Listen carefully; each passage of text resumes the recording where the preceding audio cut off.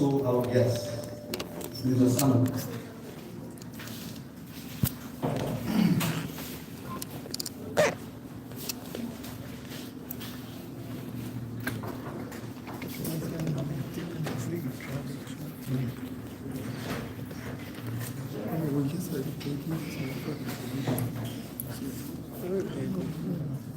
Good afternoon, ladies and gentlemen of the press, and good afternoon to our distinguished acting minister and our distinguished platform guests. Today is a very special day in the history of our nation. And we do not intend to keep you here longer because something very important is happening today for our country. Somewhere, let's avoid the movement in the hall. Because something very important is happening for our nation today.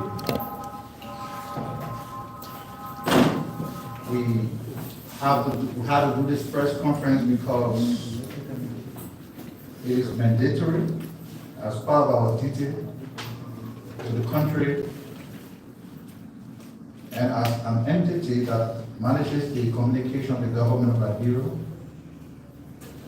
We do this in fulfillment of our obligation. So let me stand on all existing protocols to welcome all of you, professional media practitioners, citizens and residents across the country, our compatriots in the diaspora. I want to welcome you to the Reeve Froppage Charles William Press Hall.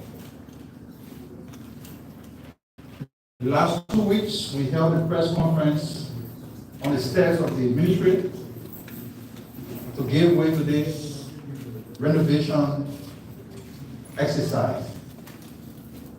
2 weeks after we are back in the hall, you can see for yourself the level of transformation that has taken place here. This place is now befitting of the National Conference Room, where the government speaks from. So let's welcome all of you. To you, the press, we said that it is your office. This is where you do your work from every Tuesday and Thursday. We want you to pay attention to the level of improvement that has been carried out here and to treat it with care. We have to add additional split unit air conditioners to improve the ventilation, just to enhance the condition atmosphere on which the government can speak. So we want to say thanks to Minister PR, the senior management team, all of us for the level of innovation and our commitment to improve the Ministry of Information. I need not narrate to the public how this place was when we took over. The level of improvement here clearly speaks to the fact that the team here is very transformative. And we will not stop there. The contract as for the general renovation of all parts of the building has already been awarded. We did a competitive building process, everything contract awarded, and maybe in the next 1 week or so, you'll see massive renovation work on other parts of the building and outside. So we just want to inform the public, say thanks for your support. A lot is going on here. But like I said, today is a very important day in the history of our country. Something important is happening. Our bid for the non-permanent seat in the Security Council will be consummated today. And as a nation and people, this moment is testament to our resilience and strength, and our growing commitment to advancing global peace and security. Today, Liberia stands on the threshold of joining the UN Security Council. An elevation that will resonate our voice on the global stage, representing not just Liberia, but the hopes and aspiration of countless communities striving for peace and stability around the world. Our journey has been an inspiration and is a proof of perseverance, unity, and dedication. There will be qualities you can transform challenges into triumph. In the next few hours, the story will be told on local and international media outlets that Liberia, a country once referred to as a pariah state, a nation once considered an outcast in the international community, often facing isolation and sanctions. The story will be told that our country, Liberia, has beaten the odds and has gotten elected to the peak of global decision making. That is the UN Security Council. This moment, we will embrace with pride, humility, and a deep sense of responsibility to influence global peacekeeping efforts, promote human rights, and foster sustainable development around the world. The story of Liberia, our story as a country, is one of renewal and hope. And as we leap forward in this new chapter, let's bear in mind that the world is watching us with admiration and support. Together, we as a country will endeavor to champion the values of democracy, inclusion, and peace. Our leadership on the UN Security Council will inspire generations and make a lasting impact for years to come. We will congratulate ourselves as a nation in the next few hours, and we'll celebrate. You already know that the watch party is taking place at the Ministry of Foreign Affairs, and we invited the media here to join us. The IT Minister and I will lead the team right after we conclude the press conference. So the Ministry of Youth and Sport has officially launched a new pilot program fully funded by the Youth Development Department of the Ministry of Youth and Sport. The initiative aims to empower entrepreneurs across the country, and of course, this of Wonderma Local County. It seeks to provide direct financial support to local entrepreneurs to help grow their small businesses. So the community identify people who are involved in petty trading. We give you some money to improve their business. Part of the project, and so a total of 100 young people, carefully vetted and selected to operate the table markets or petty traders, have received 20,000 Liberian dollars each. This financial boost is intended to strengthen their capacity to sustain and expand their businesses, thereby contributing to the local economy and youth empowerment. We work with the Ministry of Youth and Sport to gather more funds surrounding these pilot projects, and get talk with True Light, because it's very important for us as a country. So, the Minister of Finance and Development Planning led Liberia's delegation to the event, the African Development Bank event that took took place in Ivory Coast event. Liberia, Gambia, Ghana, Sierra Leone, and Sudan made historic collective pledge of 16 million to the African Development Fund. And this contribution tripled the previous commitment combined at 5 million. This is the first time all countries within a single constituency have contributed during the ADF replenishment cycle, increasing African donors countries from 8 to 13 and boosting intra-African financial development bank improving intra-African financial support by 62.5%. The pledge was announced at the 2025 African Development Bank annual meeting held in Abidjan, Cote d'Ivoire, symbolizing a strategic shift towards greater African financial self-reliance and solidarity. So Liberia is not just a country that will always be on the receiving end. We are now contributing to development in Africa. So the government of Liberia notes the report from the Afro-Barometer survey released on 30th May 2025.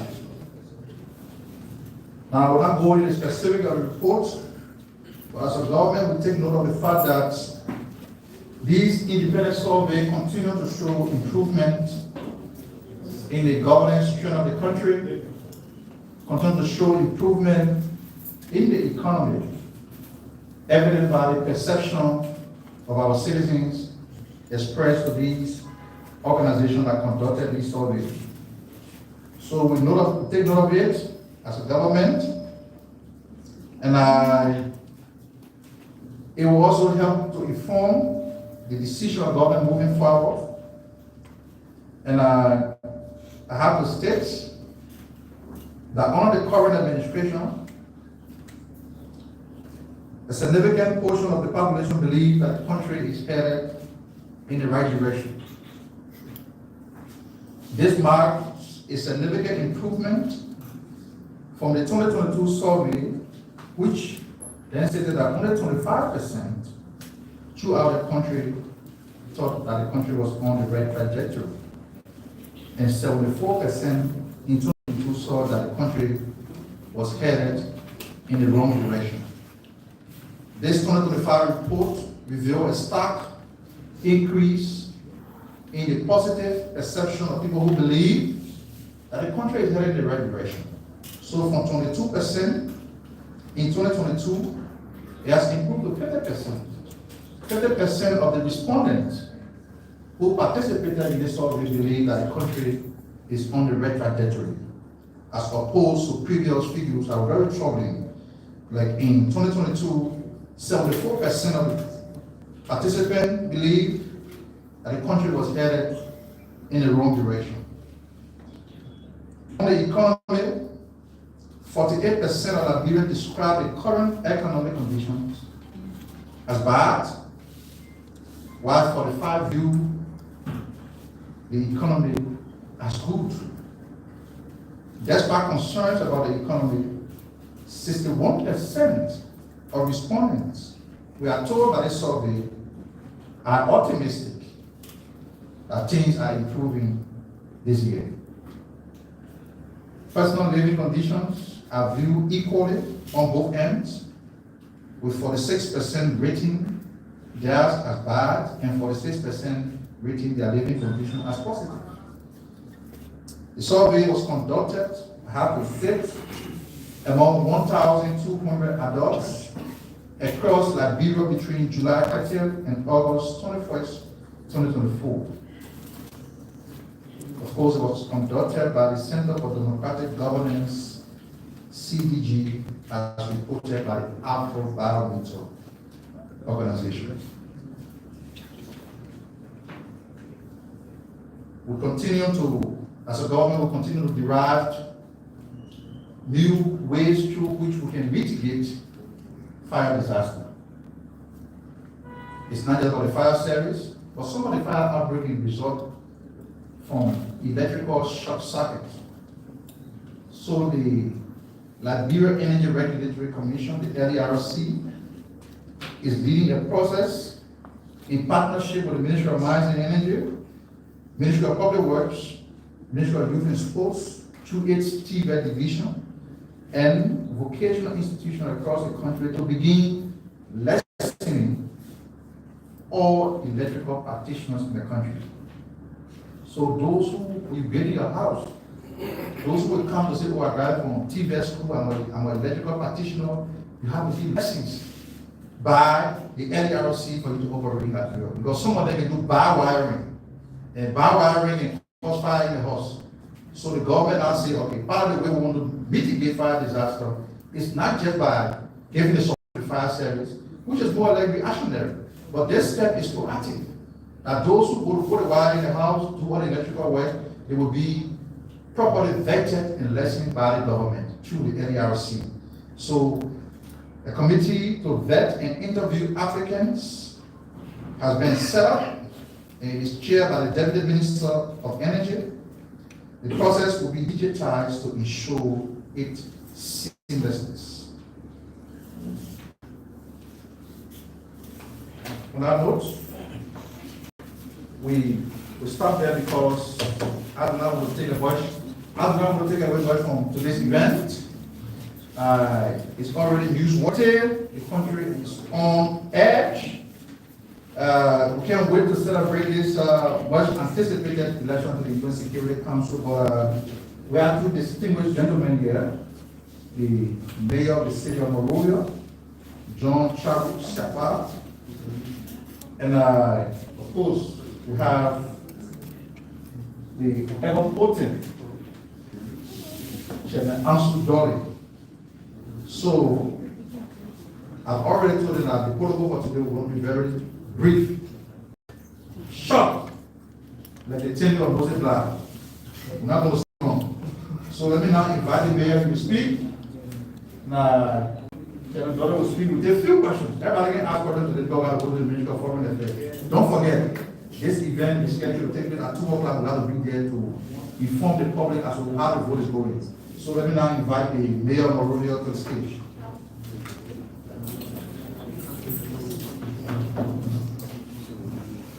Well, thank you, Mr. Minister, Mr. Acting Minister, Chairman Dolly, Assistant Minister, members of the press, and distinguished residents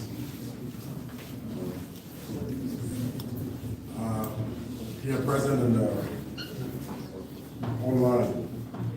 Well, we want to give you a free briefing of a few things that's been happening at the MCC, the Monrovia City Corporation today. These ranges from our recent engagements on a number of fronts with external partners, as well as our also internal activities.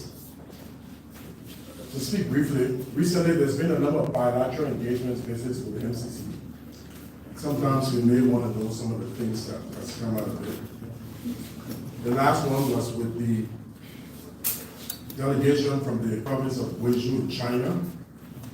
The MCC has been reaching out to bilateral partners to look for support. Through our engagements with the province, we've been able to secure a brand new fire truck that's been shipped. It's on its way. As you may know, the MCC, we're trying to set up the first fire department for the city so it can complement the efforts of the National Fire Service. To that effort, we're able to secure that. Also, with the Chinese delegation that recently left, we've been able to secure about 25 university scholarships at the master's and bachelor's level. We had spoken with the NCSS and their director of testing, conducted a number of placement tests for people at the Newport Junior High where they did the selection, just so that people know what the process was among that. We're hoping that those 25 young people, the interviews are going on. We strongly believe in supporting youth education, so we are continuing to secure that. Again, there's a medical mission pending from the Chinese team. They're going to come. We'll be shortly engaging the medical authorities. Our focus is around the TNIMA. They want to do a JFK. They want to do some treatment, but they also look involved into training in some aspects. And we have a pending training for staff for our fiscal department in AI technology around what they do. We also have the mayor from Winston-Salem. We also have capacity building. They have planned to also send us some technicians to support our technical capacity in a number of areas. And lastly, on the bilateral fronts, through our engagement with the city of Seoul in South Korea, we'll soon be launching opportunities for 100 youths to take part in online skills training, digital skills training. And 5 of those youths, we'll put them through a hackathon and put a prize money for them to develop technical solutions, problem solutions around their ideas. And the winner should be able to go to Korea with the team. Like I said, we're looking at setting up a fire department. Sometime last year, I was in the city of Trenton. They had promised us a fire truck. I'm happy to report that they finally called us that somewhere in July, August, we can pick up this truck. We've also talked to some other partners. We'll be shipping that. That makes it 2 trucks for the city. Again, and the World Bank has also already shipped another 2 vehicles. So the cities should have a small fleet that can actually, I think that's good news for the disaster team. Hopefully by the end of the year, we've secured 50 fire suits with the city of Dayton. So we'll be working with the Liberia National Fire Service to train those people to be able to complement.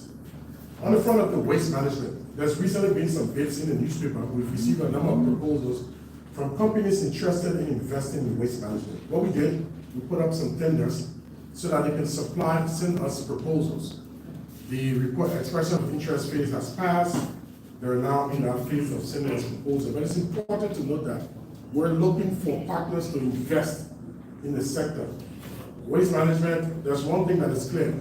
We need to create demand around the waste, which means in the end, somebody has to use it, either for electricity or for recycling. And to sell those plants takes investment. But it's important to note in whatever we do, the Liberians that are involved in waste management, the CBEs and the SMEs, are going to be frontliners in this. It is our hope they too, they've been free to participate in it. We're happy to see that there was one Liberian company who was also shortlisted.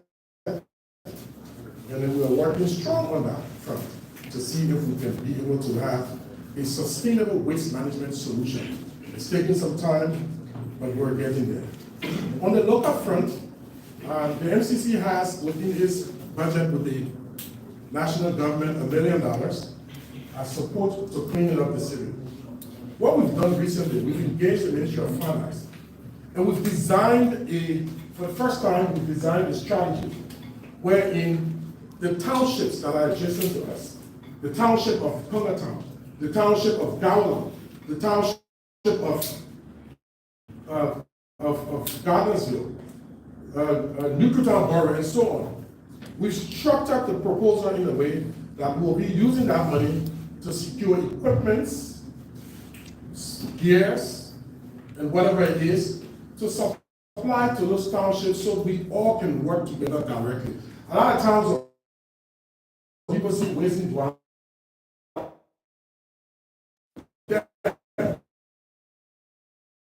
When we say flash flood, we mean that the rain that will come and the water will sit and will be the spread out of the eye and go beneath the surface of the eye. What is happening right now, in contexts that